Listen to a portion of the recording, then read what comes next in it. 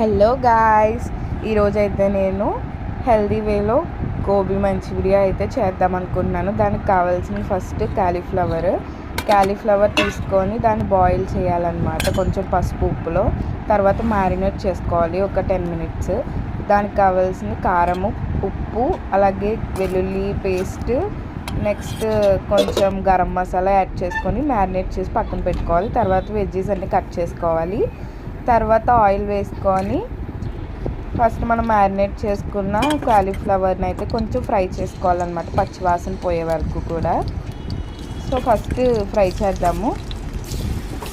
ఇలా అన్నీ కూడా ఫ్రై చేసిన తర్వాత మనము ఒక పక్కకు తీసేసుకోవాలి ఒక బౌల్లోకి.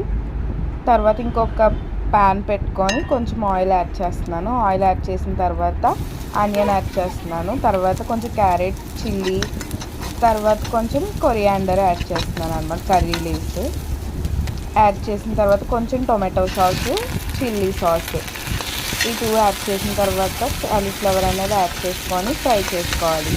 అంతే, మన టేస్టీ హెల్దీ